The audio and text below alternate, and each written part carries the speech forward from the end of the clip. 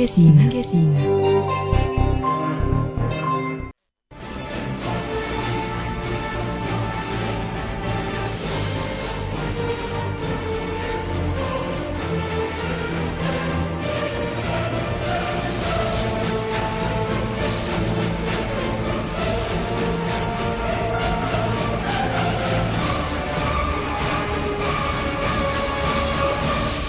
La République démocratique du Congo est un pays debout et cela se justifie par les différentes actions que posent les gouvernements congolais et les chefs de l'État. On en fait même mention du haut de la tribune des Nations Unies. Et ici, on en parle dans ces magazines. Gros plan sur la primature. Mesdames et messieurs, bienvenue à tous.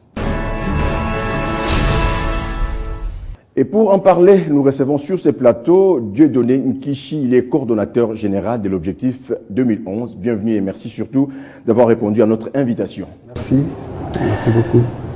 Un seul sommaire au cours de ces magazines, ce sont les investisseurs qui viennent sur le sol congolais parce qu'ils ont compris que la République démocratique du Congo est un pays hospitalier. Mesdames et messieurs, bienvenue à tous et nous vous convions de suivre ces premiers éléments. Le Congo d'aujourd'hui, c'est essentiellement des mots pour les dire, des chiffres aussi pour les dire et des faits, parce que la population doit se retrouver. Comme le dit le présentateur JMK, ces grands plateaux retracent la situation générale de la République démocratique du Congo avec invité Matata Ponyo et son gouvernement. Est-ce que Matata Ponyo travaille pour les chiffres, pour la communauté internationale, avec toutes les félicitations que cela comporte, ou il travaille pour le Congolais? Le social est là. Parce que dans les domaines de la santé, le ministre Kabange Numbi, spécialiste dans les domaines, il reviendra. Il y a beaucoup de progrès qui se réalisent. La mortalité infantile diminue.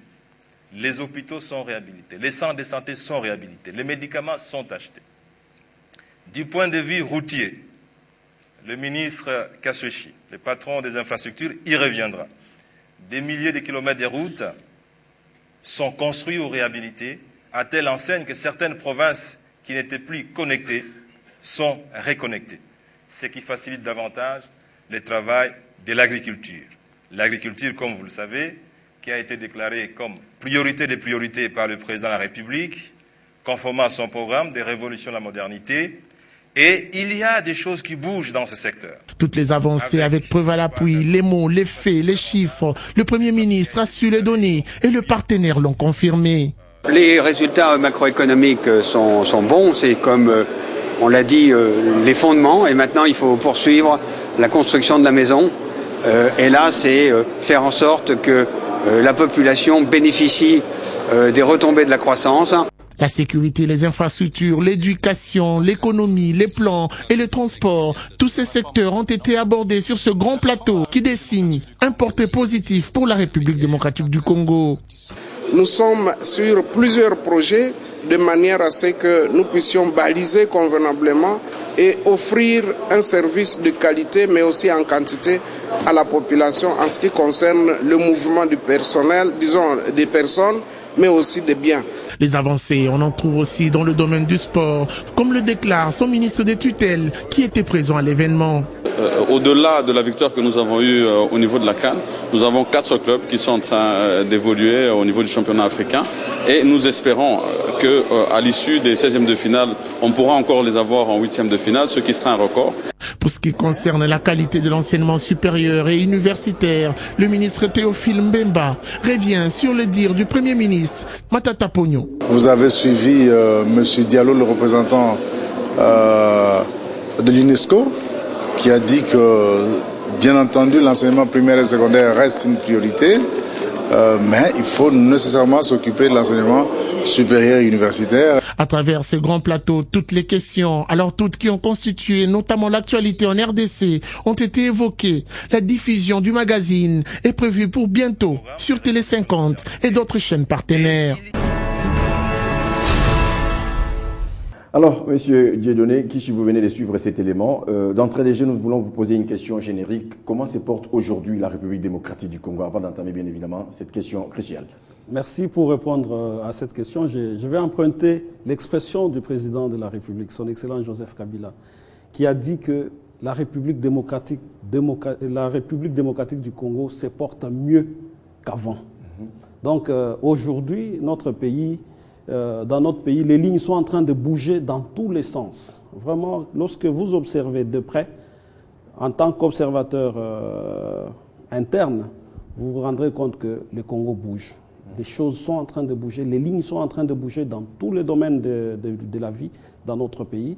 Et donc, on peut dire ici, sans être contredit, que quelque part, le Congo est en train de faire sa marche vers sa véritable place dans le concert des nations. Vous êtes acteur politique. Qu'est-ce qui justifierait ces différentes avancées qu'on est en train de remarquer en RDC? D'abord, la volonté exprimée par le président de la République. Chaque fois qu'il est intervenu, il a dit qu'il a tendu sa main pour que tous les enfants du Congo s'élèvent et avec lui, avec le gouvernement, qu'on puisse construire et reconstruire notre pays. Donc cette volonté, c'est ce qui a manqué à notre pays de tout ce temps. Et aujourd'hui, on le voit à travers la volonté du président de la République, on le voit à travers les programmes volontaristes du gouvernement de la République tenu par son Excellence Augustin Matata Ponyo. Et donc cette volonté, c'est déjà ça, le creuset de toute l'action que nous sommes en train de voir. Parce qu'en fait, vous vous rendez compte, travailler pour les autres, se mettre au service des autres, demande une certaine passion, une certaine volonté. Et c'est ce qui a manqué.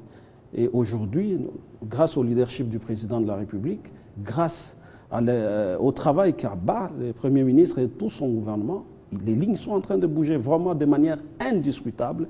Lorsque vous venez dans tous les secteurs, vous trouverez quelque chose qui bouge dans notre pays et cela nous réconforte. Mais quels sont les secteurs clés qui bougent plus que les autres? Mais vous avez vu... On ne peut pas dire que tous les secteurs sont en train de bouger, mais il y a certains secteurs qui se démarquent. En tout cas, tous les secteurs sont en train de bouger. Par exemple, il suffit de ramener votre caméra dans tous les domaines de vie de notre pays. Vous trouverez quelque chose de nouveau, quelque chose qui fait avancer le Congo. Bon, maintenant... Il y a d'autres actions qui sont faites, il y a des actions qui sont beaucoup plus visibles, qui étaient plus attendues que les autres, parce que quand on est dans un gouvernement, il y a des actions prioritaires, il y a des actions qui devraient suivre, ainsi de suite. Je prends pour exemple, parmi les dernières actions, c'est Bukangalonzo. C'est Bukangalonzo, le parc agro-industriel. D'abord, toute la préparation autour de cette action a été faite presque en catimini. Personne ne savait que, vraiment, sauf les initiés, beaucoup ne savaient pas que... Vous en êtes un. À part, disons, que cette action était en train de se préparer dans cette bourgade perdue dans le Bandundu là-bas. Et la révélation a été faite. Qui n'a pas été étonné de voir ce qu'on a pu voir? Et aujourd'hui, on vous dit, après ce parc qui est fait dans le Bandundu, on en aura encore dans toutes les autres provinces. Sur le plan politique même, parce que parfois on pense que dans les secteurs de l'intérieur, il n'y a pas d'action qui se font. Vous imaginez les découpages, comme l'a dit le président de la République lui-même, il ne s'agit pas du découpage, il s'agit plutôt de la réorganisation administrative et territoriale de notre pays. Aujourd'hui, toutes ces provinces ramènent du travail. Le travail que tous les Congolais sont en train de rechercher et de réclamer. Mais il y a certaines personnes qui ont peur de cette réorganisation administrative du pays. Hein? Non, ça, ce sont des considérations typiquement politiques. Ça n'a rien à voir avec les apports positifs si tous les Congolais que nous sommes mettaient du cœur à cette œuvre. Sinon, toutes les langues que nous sommes en train d'entendre aujourd'hui, il s'agit bel et bien de personnes qui parlent sur le plan politique. Mais ils ne voient pas, ils ne viennent pas vous dire aussi ce que cela va amener en termes d'emploi, en termes de proximité par rapport à l'administration publique, parce qu'en tant qu'administrés, nous devons quand même être en mesure de serrer la main à ceux qui nous dirigent. Un matin, voilà. Si je prends encore les secteurs de transport, vous vous rendrez compte qu'aujourd'hui, pas plus tard qu'il y a quelques jours, le président du conseil d'administration de Congo Airways vient d'être nommé. Donc, dans le secteur des transports, ça faisait plus de 20 ans que le Congo n'avait plus un seul avion pour lui. Nous n'avions plus de compagnie d'aviation nationale. Et aujourd'hui, dans le secteur des transports encore, vous avez Transco. Vous voyez dans quelle dignité les peuples quinois, les peuples de Kinshasa est transporté aujourd'hui. Moi, j'étais encore étudiant, je n'ai pas honte de dire que moi, de tous les temps, je rentrais dans un taxi-bus à travers les fenêtres. Aujourd'hui, ce sont des citoyens dignes qui sont alignés, qui attendent leur transport comme des citoyens civilisés. Et ça, on ne le voit pas dans beaucoup de pays, vous vous en doutez. Donc, je ne vais pas prendre tous les exemples, mais je vous assure que lorsqu'on regarde dans les secteurs des infrastructures, vous avez vu ce boulevard du 30 juin, pour ne pas revenir à ça. Vous avez vu que ce boulevard a été refait plusieurs fois, mais chaque fois, on le faisait toujours dans sa petitesse. Et c'est ce qu'on appelle révolution de la modernité. On révolutionne, mais en tenant compte des considérations des hommes d'aujourd'hui. Et donc, vous avez un boulevard Sans pour autant vous interrompre, qu'est-ce qui manquait pour que ces choses se réalisent de manière concrète? La volonté, il a manqué de la volonté, il a manqué de la vision. Aujourd'hui, il y en a. Oui, aujourd'hui, vraiment, la volonté est là, parce que toutes ces choses ne peuvent jamais se faire si ces enfants du Congo qui sont à la tête de notre pays n'avaient pas de la volonté, n'avaient pas l'amour pour les autres. Parce que, en fait, vous vous rendez compte que même ceux qui nous ont dirigés par le passé, ils avaient les mêmes moyens. Le Congo ne s'est pas agrandi d'autres millions de kilomètres. C'est toujours les mêmes sous-sols, c'est toujours les mêmes richesses du sol, du sous-sol. Voilà. Aujourd'hui, il y a des enfants du Congo, le président de la République, son premier ministre, les enfants du Congo qui sont au gouvernement, qui se disent, au lieu de tout prendre, au lieu de prendre des trucs et mettre dans nos poches, mais est-ce qu'on ne peut pas faire des trucs pour ces enfants du Congo, pour les autres citoyens du Congo, pour nos compatriotes? Et ça, c'est un élément important lorsqu'on veut diriger une nation. Parce que, écoutez, vous pouvez rechercher le pouvoir, la plupart des temps, on l'a vu, beaucoup de gens ont cherché le pouvoir pour eux et eux seuls. Aujourd'hui, nous sommes sur le boulevard du 30 juin, nous roulons comme des citoyens de notre temps. Comme les citoyens de notre temps. Et ça sont des choses qui peuvent discuter autour d'une telle chose. Personne. Et ça, et vous imaginez, toutes les nations qui se sont développées ne se sont pas développées d'un coup.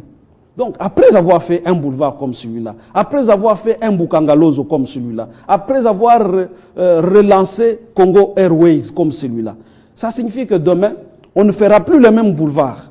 On ira sur un autre chantier.